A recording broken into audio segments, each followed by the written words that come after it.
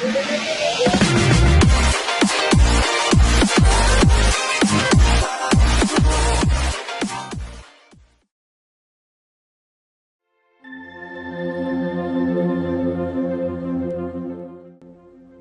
Attash قسط number 22۔ آج جمعہ کا روز تھا۔ آج قلعہ دزکو کے محل میں باطنیوں کے داعی کبیر ابن عطاش کی آمد تھی۔ قلعہ کے قید خانے میں لائتس کو قید ہوئے آج چوتھا روز تھا۔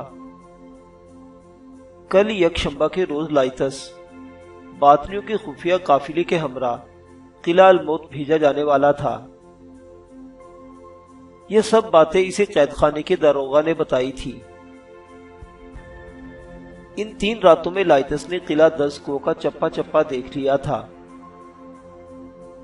قید خانے کا داروغہ ہر رات لائتس کو خفیہ طور پر رہا کر دیتا اور لائتس کسی چیتے کی طرح رات بھر قلعہ دزکو کے کونے کونے میں چپکے چاپو گھومتا رہتا۔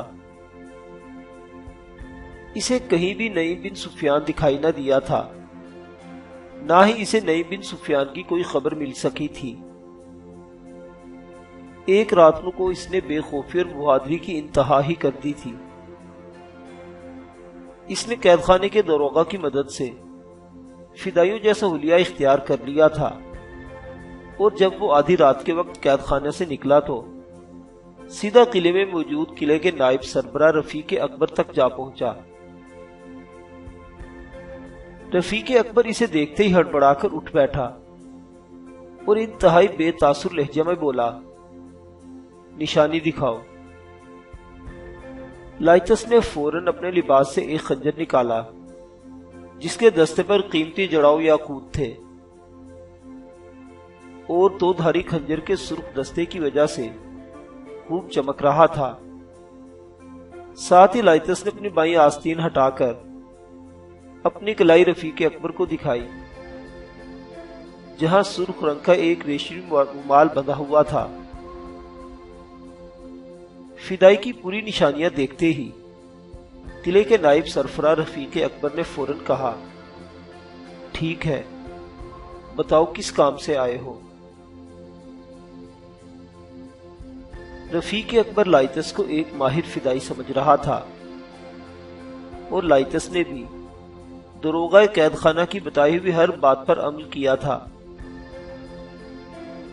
رفیق اکبر نے اپنے فدائی سے اس کی آمد کا مقصد پوچھا تو لائتس نے جواب دیا، میں یہ پوچھنے آیا ہوں کہ سفیان عماد الدولہ کا 9 عمر بیٹا نعیم کہاں ہے؟ یک لخت رفیق اکبر کی آنکھوں میں بجلی سی لپکی اور وہ بری طرح چونکا۔ اس کے چونکنے کی وجہ فدائی کا سوال تھا۔ وہ جانتا تھا کہ فدائی قلعہ الموت میں ہوتے ہیں، اور یہ فدائی بھی وہیں سے آیا ہوگا، اور وہ یہ بھی جانتا تھا کہ نعیم بن سفیان کو فدائی بنانے کی غرض سے چند روز قبل قلعہ الموت کی جانب بھیج دیا گیا تھا۔ تو پھر یہ کیسے ہوا کہ نعیم بن سفیان ابھی تک قلعہ الموت نہ پہنچا؟ رفیق اکبر نے بڑی بے صبری کے ساتھ لائتس سے سوال کیا، تو کیا وہ لڑکا قلعہ الموت نہیں پہنچا؟ یہ کیسے ہو سکتا ہے؟ اسے میں نے خود خفیہ قافلے کے ہمراہ گزشتہ ہفتہ کے روز یہاں سے روانہ کیا تھا۔ تم تو جانتے ہو کہ قلعہ دزکو سے ہر یکشنبہ کو نئے لڑکے خفیہ قافلے کے ہمراہ قلعہ الموت بھیجے جاتے ہیں۔ میں آنے والے یکشنبہ کے روز بھی ایک نئی قیدی کو قلعہ الموت بھیجنے والا ہوں۔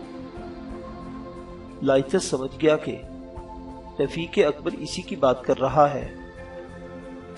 تب لائتس نے سوال کیا، کیا آپ نے اس نئے قیدی کو دیکھا ہے؟ ظاہر ہے جب وہ قلعہ دزکو میں لایا گیا ہوگا آپ نے اسے ضرور دیکھا ہوگا۔ نہیں، میں نے اسے دیکھنے کی ضرورت نہیں سمجھی، کیونکہ میں پہلے سے اسے جانتا ہوں۔ وہ ایک بدھ نوجوان ہے، اس کا نام لائتس ہے، اور وہ یہاں اسی قلعہ میں میرے ساتھ 1 ماہ رہ کر گیا ہے۔ رفیق اکبر نے لائتس کو اس لیے نہ پہچانا تھا کیونکہ لائتس ابھی تک اسی بھیس میں موجود تھا جو حکیم اصفہانی کے جادوئی کارنامے کی وجہ سے اس نے اختیار کیا تھا۔ نہ تو اس کے چہرے پر داڑھی تھی اور نہ ہی مونچھیں بڑی تھی۔ اس پر متضاد لائتس کا رنگ بھی سانولا ہو گیا تھا۔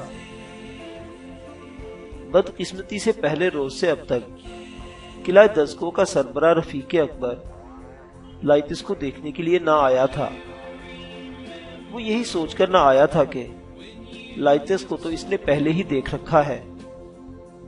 جو ہی اسے اطلاع دی گئی کہ دعوت خانے سے بدھ نوجوان کو قلعہ بھیجا جا رہا ہے تو اس نے قید خانے کو داروغہ کو بلا کر ضروری احکامات دیے اور خود لائتس کو دیکھنے کے لیے نہ گیا۔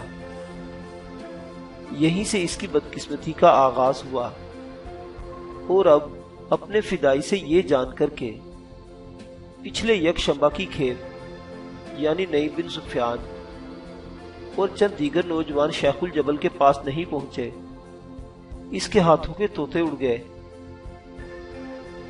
حالانکہ لائتس نے اس سے یہ نہیں کہا تھا کہ نعیم قلعہ الموت نہیں پہنچا، اس نے تو محض سوال کیا تھا کہ نعیم بن سفیان کہاں ہے، اور رفیق اکبر نے خود ہی سمجھ لیا کہ نعیم بن سفیان قلعہ الموت نہیں پہنچا۔ اسی بہانے لائتس کو مزید سوالات نہ کرنے پڑے اور اسے پتا چل گیا کہ اس کا مطلوبہ شخص یعنی نادرہ بیگم کا بھائی نعیم کہاں ہے۔ گویا قلعہ دزکو میں اس کی آمد کا مقصد پورا ہو چکا تھا اور اب یہاں اس کے مزید رہنے کا کوئی جواز نہ تھا۔ چنانچہ اس نے ایک عجیب کام کیا، اتنا عجیب کہ رفیق اکبر کی آنکھیں اپنے حلقوں سے باہر ابل پڑی۔ لائتس نے اپنا خنجر ہاتھ میں لہرایا اور رفیق اکبر سے کہا، اسی کوتاہی کی بنا پر کہ نئے لڑکے قلعہ الموت نہیں پہنچے، مجھے شیخ الجبل نے آپ کو قتل کر دینے کا حکم دیا ہے۔ رفیق اکبر تھر تھر کانپنے لگا اور کسی بوکھلائے ہوئے شخص کی طرح بار بار ایک ہی جملہ دہرانے لگا، لیکن ابھی تو کل 8 دن ہوئے ہیں، 1-2 دن اور دیکھ لینا چاہیے، وہ راستے میں ہی ہوں گے۔ تم مجھے مت مارو، میں رفیق اکبر ہوں، میرے قتل سے باطنیوں کی تحریک کو بہت نقصان ہوگا۔ رفیق اکبر کی بات سن کر لائتس نے خاص فدائیوں کے لہجے میں بڑی بھاری آواز کے ساتھ کہا، یہاں سے قلعہ الموت کا فاصلہ زیادہ سے زیادہ 7 دن کا ہے۔ آپ کو کسی لشکر کو نہیں بھیجنا تھا، وہ چند لڑکے تھے، انہیں 4 دن کے اندر اندر قلعہ الموت پہنچ جانا چاہیے تھا۔ شیخ الجبل آپ پر سخت برہم ہے۔ لیکن اچانک لائتس یہ دیکھ کر حیران رہ گیا کہ رفیق اکبر کی حالت آن واحد میں سنبھل چکی تھی۔ البتہ رفیق اکبر کی آنکھوں میں ایک عجیب بھیانک سی چمک دکھائی دینے لگی تھی۔ یکا یک رفیق اکبر نے لائتس کی آنکھوں میں آنکھیں ڈالتے ہوئے کہا، ٹھہرو، تم کون ہو؟ تم فدائی نہیں ہو سکتے، فدائی اتنے سوال جواب نہیں کرتے، خبردار ایک قدم بھی آگے نہ بڑھانا۔ تم جو کوئی بھی ہو یہاں سے زندہ بچ کر نہیں جا سکتے۔ اب لائتس کی حالت دیکھنے والی تھی، اس کا بھانڈا پھوٹنے والا تھا۔ اگر لائتس سے فیصلہ کرنے میں ایک لمحے کی بھی دیر ہو جاتی تو رفیق اکبر ہاتھ بڑھا کر خطرے کا گھنٹا بجا دیتا اور پلک جھپکنے میں اس کے جانثار کارندے موقع پر پہنچ جاتے۔ لیکن لائتس نے دیر نہ کی اور کسی چیتے کی طرح اپنی جگہ سے اچھلا۔ اگلے لمحے وہ رفیق اکبر کے سینے پر تھا۔ اس سے پیشتر کے رفیق اکبر کسی کو کچھ بتاتا، لائتس نے اس کا کام تمام کر دیا۔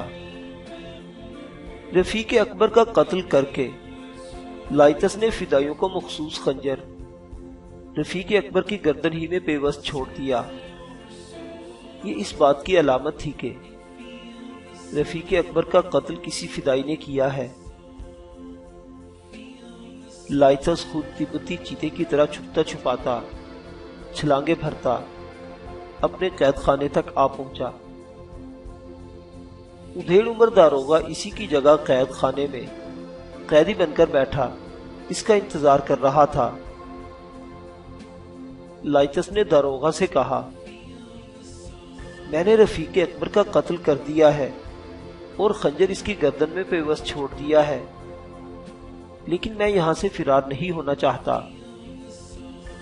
کیونکہ میرا قلعہ الموت جانا بہت ضروری ہے۔ میں وہاں نہ جا سکا تو تمہاری بیٹی کو کس طرح واپس لاؤں گا؟ تم مجھے دوبارہ بند کر دو۔ آج چہارشنبہ کا دن ہے، آنے والے یکشنبہ کے روز مجھے خفیہ قافلے کے ساتھ قلعہ الموت جانا ہوگا۔ رفیق اکبر کے قتل کا سن کر پہلے تو قید خانے کے داروغہ کی جان نکل گئی، لیکن لائتس کی بات مکمل ہونے پر وہ خوشی سے جھوم اٹھا۔ اس پر کوئی الزام نہ آتا تھا کیونکہ قیدی تو سلاخوں کے پیچھے تھا۔ پھر کس نے رفیق اکبر کا قتل کیا؟ پھر سرخ دستہ والے خنجر کی نشانی بھی تو اسی طرف اشارہ کرتی تھی کہ رفیق اکبر کا قتل کسی فدائی نے کیا ہے۔ داروغہ کو خوشی ہوئی اس بات پر کہ ایک تو رفیق اکبر جیسا خبیث باطنی مارا گیا اور دوسرے مقدس لاما اس کی بیٹی کو بازیاب کرنے کے لیے قلعہ الموت جانا چاہتا ہے۔ داروغہ کے لیے کوئی مشکل نہ تھی، چنانچہ اس نے اس رات لائتس کو پھر قید خانے میں بند کر دیا۔ آج جمعہ کا دن تھا۔ آج داعیہ کبیر ابن عطاش قلعہ دز کو آنے والا تھا۔ حالات جیسے بھی ہوتے، باطنی اپنے اصول و ضوابط نہ توڑتے۔ داعیہ کبیر باطنیوں کے نزدیک اقدس تھا اور شیخ الجبل یعنی داعی الدعات اقدس القدوس ابن عطاش جمعہ کے دن آنا تھا، سو وہ آیا۔ اسے اصفہان شہر کے اندر اپنی کمین گاہ میں کسی فدائی کے ہاتھوں رفیق اکبر کے قتل کی خبر مل چکی تھی، لیکن فدائی کا ذکر سن کر وہ چوپ اور مطمئن ہو گیا، کیونکہ یہ تو وہ تصور بھی نہ کر سکتا تھا کہ قلعہ دزکو میں دشمن کا کوئی جاسوس داخل ہو سکتا ہے۔ قلعہ دزکو کا انتظام اس کے خیال میں اپنی آخری حد تک منظم اور مکمل تھا۔ چنانچہ ابن عطاش کے دل میں رفیق اکبر کے قتل کا سن کر کوئی شک نہ گزرا، سب کچھ ٹھیک ٹھاک طریقے سے ہو گیا۔ باطنی بھی جمعہ کے دن باقی مسلمانوں کی طرح جمعے پڑھتے، ان کا مرکز قلعہ دزکو تھا، چنانچہ جمعہ پڑھانے کے لیے داعیہ کبیر خود آتا تھا۔ یہی وجہ تھی کہ ہر جمعہ کے روز ابن عطاش قلعہ دزکو پہنچتا تھا۔ ابن عطاش قلعہ دزکو میں جتنا وقت رہتا اپنے عمامے کے پلو سے اپنا چہرہ چھپائے رکھتا۔ رفیق اکبر کو تو سب نے دیکھ رکھا تھا، لیکن ابن عطاش کے بارے میں چند خاص لوگوں کے سوا کوئی کچھ نہ جانتا تھا۔ ابن عطاش کی سواری تزکو احتشام کے ساتھ قلعہ کے بڑے دروازے سے داخل ہوئی۔ قلعہ دزکو بہت وسیع تھا، یہاں ہمہ وقت 3000 سے 5000 تک باطنی موجود رہتے۔ یہ سب کے سب اپنے مذہب کے وفادار تھے۔ قید خانے کی 2 قسمیں تھیں، ایک وہ قید خانہ تھا جہاں ان نوجوانوں کو رکھا جاتا جو یہاں رہ کر باطنی بنتے اور یہی اپنی خدمات سر انجام دیتے، اور دوسرے وہ اہم نگینے ہوتے جنہیں فدائی بنانے کی غرض سے شیخ الجبل کے علم میں لانے کے لیے قلعہ الموت کی جانب بھیجا جاتا۔ ہر ہفتے کوئی نہ کوئی فدائی قلعہ الموت کی جانب روانہ کیا جاتا۔ یہاں لائے جانے والے ہر دو قسم کے قیدی ان نوجوانوں پر مشتمل ہوتے جنہیں دعوت خانے کی رنگینیوں میں گھیر لیا جاتا۔ کبھی کبھی ایسا بھی ہوتا کہ قلعہ الموت بھیجنے کے لیے کوئی قیمتی ہیرا نہ ہوتا تو اس ہفتے شیخ الجبل کا تادیبی پیغام پہنچتا، اور بعض مرتبہ یوں بھی ہوتا کہ ایک ہی ہفتے میں ایک ساتھ کئی نئے نوجوانوں کو قلعہ الموت کی جانب روانہ کیا جاتا۔ اصفہان کا شہر دراصل باطنیوں کی ہر قسم کی سرگرمیوں کا مرکز تھا۔ یہاں ابن عطاش جیسا پرانا اور بزرگ داعی کبیر تھا۔ اب تک اصفہان کی آبادی میں سے 30,000 سے زیادہ افراد باطنی بنائے جا چکے تھے۔ یہ ایک بہت بڑی تعداد تھی۔ اصفہان خود ایک بڑا شہر تھا۔ یہ قہوے کی تجارت کا مرکز تھا۔ ملک شاہ اول کو اصفہان بہت پسند تھا۔ اس کی وجہ سے اصفہان کا شہر باغات اور خوبصورت عمارتوں سے بھر گیا۔ یہی وجہ تھی کہ باطنی یہ شہر ہمیشہ کے لیے حاصل کرنا چاہتے تھے۔ چنانچہ انہوں نے اتنا خوف و ہراس پھیلایا کہ شہری ہجرت پر مجبور ہونے لگے۔ ابن عطاش گھوڑوں کے رس سے نیچے اترا تو اس نے عجب لباس پہن رکھا تھا۔ اس کے بدن پر لمبا سیاہ چوغا اور سر پر ایک بڑا سا امامہ بندھا تھا۔ حسب معمول امامے کا پلو ابن عطاش نے اپنے چہرے کے گرد لپیٹ رکھا تھا۔ وہ سر سے پیر تک سیاہ لبادے میں ملبوس اپنی سواری سے اترا۔ اس کے سامنے 3,000 سے زائد باطنی مرد و زن کھڑے تھے۔ جو ہی ابن عطاش نے زمین پر پیر رکھا، سب باطنی اس کے سامنے رکوع میں جھک گئے۔ اس مجمع میں قید خانے کا داروغہ بھی موجود تھا۔ اس کا دل باطنیت سے بری طرح بدزن ہو چکا تھا۔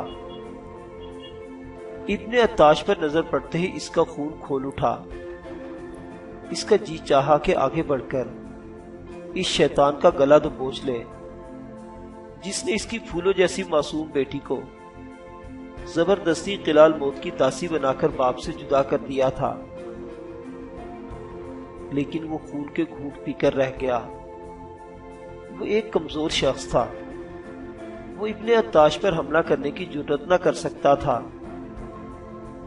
البتہ اس کے دل میں بار بار یہ خیال گزرتا رہا کہ کاش وہ مقدس قیدی اس شیطان کا بھی خاتمہ کر دے۔ ابن عطاش قلعے کی عمارت کی طرف بڑھا۔ تھوڑی دیر بعد وہ ایک بڑے ہال میں موجود تھا جس کی چھت 50 ستونوں پر کھڑی تھی۔ تمام باطنی ہال کے فرش پر بچھے قالینوں پر بیٹھ گئے اور سرتاپا سیاہ جبے میں ملبوس ابن عطاش ان کے سامنے بڑے چبوترے پر بچھے قالین پر جا کر کھڑا ہو گیا۔ اس کے ہاتھ میں ایک سیاہ رنگ کا عصا تھا۔ ابن عطاش نے کھڑے ہو کر عربی میں خطبہ پڑھنا شروع کیا۔ اس نے اپنے خطبے میں حضرت آدم علیہ السلام سے لے کر رسول اکرم صلی اللہ علیہ وسلم تک 6 انبیاء کے مبارک نام لیے، اور پھر اس نے اسماعیل کو آخری نبی قرار دیتے ہوئے اپنا خطبہ مکمل کیا۔ 6 انبیاء علیہ السلام اور 7ویں جھوٹے نبی کے ذکر کے بعد ابن عطاش نے 7 اماموں کے نام کا خطبہ پڑھا۔ آخر میں اس نے باطنیوں کو خطاب کرتے ہوئے کہا: داعی الدعات شیخ الجبل امام دورہ، کیا بزرگ امید کے جانثار اور مطیع فرما برداروں باطنیوں، تم سب جنت کے لیے پیدا کیے گئے ہو۔ دیگر تمام غیر باطنی جہنم کا ایندھن ہے۔ باطنیوں میں جب تک امام حاضر ہوتا ہے دعوت غائب ہوتی ہے، اور جب امام غائب ہوتا ہے دعوت ظاہر ہوتی ہے۔ فی زمانہ تمہارا امام برحق پردہ پوش ہو چکا ہے، امام حسن بن صبا اس دنیا سے غائب ہو چکے ہیں، ان کی جگہ نائب امام نے لے لی ہے۔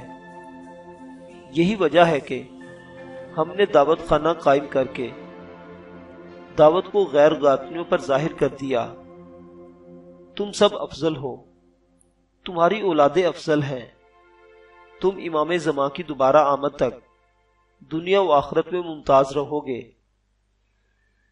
اے سچے باطنیوں، تمہارا داعی کبیر تمہیں حکم دیتا ہے کہ شیخ الجبل کے احکامات کی بجا آوری خدا کے احکامات کی بجا آوری کی طرح سمجھو۔ 2 روز قبل رفیق اکبر کو شیخ الجبل کے ایک فدائی نے قتل کر دیا۔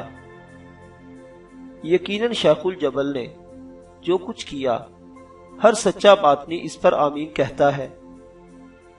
میں تم لوگوں سے ایک بار پھر کہتا ہوں، اپنے سچے دین پر قائم رہو، جنت کی حوریں تمہاری منتظر ہیں۔ ابن عطاش نے جمعہ کا خطبہ مکمل کیا اور چبوترے سے نیچے اتر آیا۔ اگلے لمحے تمام باطنی اپنی عبادت میں مشغول ہو چکے تھے۔ خدا خدا کر کے جمعہ کا دن تمام ہوا۔ دن بھر لائتس قید خانے میں بے چین رہا تھا۔ وہ چاہتا تھا کہ جلد سے جلد کلال موت جا پہنچے۔ دراصل کلال موت تک پہنچنے کا اور کوئی راستہ نہیں تھا۔ کسی غیر باطنی کے لیے اس قلعہ تک پہنچنا تقریباً غیر ممکن تھا۔ یہی وجہ تھی کہ لائتس نے داروغہ کا مشورہ مانا اور کلال موت جانے کے لیے وہی طریقہ اختیار کیا جو یہاں رائج تھا۔ اگر وہ ایسا نہ کرتا تو وہ کبھی کلال موت نہ پہنچ سکتا تھا۔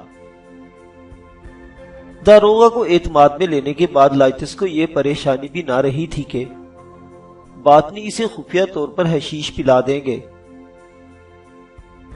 کیونکہ کھانے پینے کی ہر چیز اس کے لیے خود داروغہ لاتا تھا۔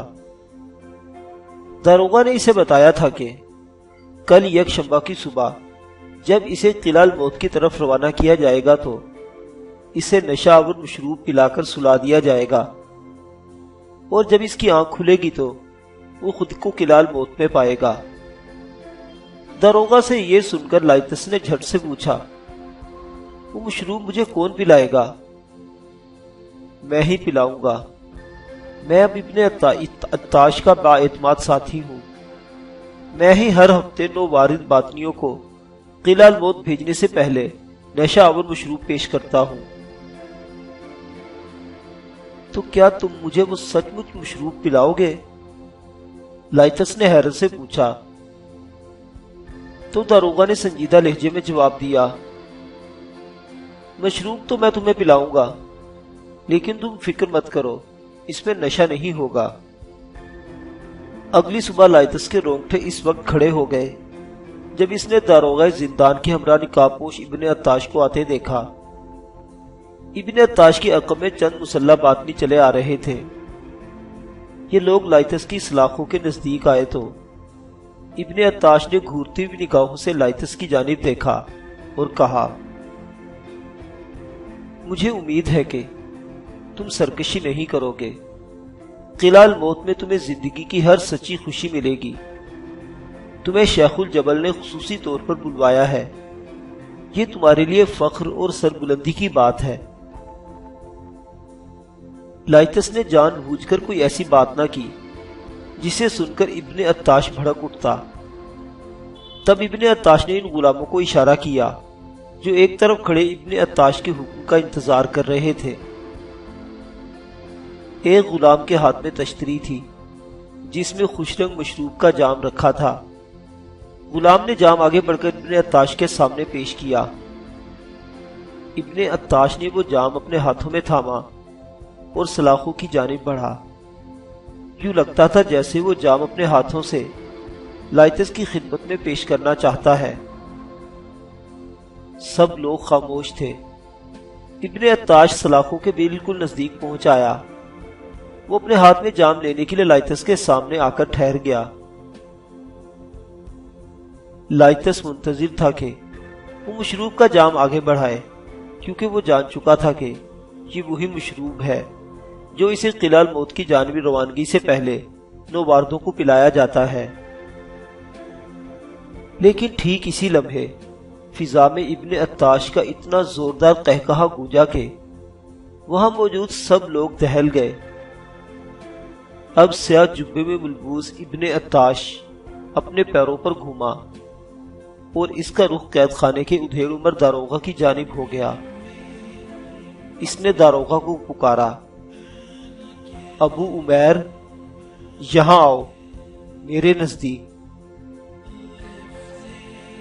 داروغہ زندان لرزہ بر اندام ہو گیا، اس کی ٹانگیں بری طرح کپ کپانے لگی۔ لائتس حیران تھا کہ یہ کیا ماجرا ہے، لیکن باقی سب لوگ چپ چاپ کھڑے تماشا دیکھ رہے تھے۔ ابن عطاش نے داروغہ زندان کو دوبارہ پکارا، ابو عمیر، میں نے تمہیں بلایا ہے، یہاں آؤ۔ اب قید خانے کا داروغہ مزید اپنی جگہ پر کھڑا نہ رہ سکتا تھا۔ اس کی رنگت ہلدی کی طرح زرد ہو چکی تھی، جیسے اس کے جسم سے سارے کا سارا خون کسی نے نچوڑ لیا ہو۔ اسے یوں لگا جیسے داعی کبیر اس کی غداری سے آگاہ ہو چکا ہے۔ وہ لرزتا کانپتا آگے بڑھا اور داعی کبیر کے سامنے جا کر سجدے میں گر پڑا، لیکن داعی کبیر نے اسے پھر پکارا، ابو عمیر، اٹھو اور کھڑے ہو جاؤ۔ قید خانے کا داروغہ فوراً اٹھ کر کھڑا ہو گیا۔ اگلے لمحے لائتس یہ دیکھ کر ششدر رہ گیا کہ ابن عطاش نے مشروب کا جام زندان کے داروغہ کی جانب بڑھا دیا تھا۔ ابو عمیر، میں چاہتا ہوں کہ جنت کا یہ مقدس مشروب آج تم پیو۔ تم آخر ایک پرانے باطنی ہو، تمہارا حق سب پر فائق ہے۔ اب ابو عمیر کو یقین ہو چکا تھا کہ ابن عطاش اس کی غداری کی خبر پا چکا ہے۔ اس کا سر چکرانے لگا، لیکن اس سے پہلے کہ وہ زمین پر گرتا، ابن عطاش کے سیاہ لبادے سے برق رفتاری سے ایک چمکتی ہوئی تلوار نکلی اور ابو عمیر کے پیٹ سے آر پار ہو گئی۔ وہاں کھڑے تمام لوگ پتھر کے مجسموں کی طرح جامد و ساکت کھڑے رہے، لیکن قید خانے میں موجود لائتس کی حالت خیر ہو گئی۔ ادھیڑ عمر ابو عمیر اس کی وجہ سے قتل کر دیا گیا تھا۔ وہ اپنی اکلوتی بیٹی سے ملنے کی حسرت دل میں لیے دنیا سے چل بچا۔ موت کے بعد اس کی کھلی ہوئی آنکھوں میں بھی ایک امید تھی، شاید اپنی بیٹی سے ملنے کی امید۔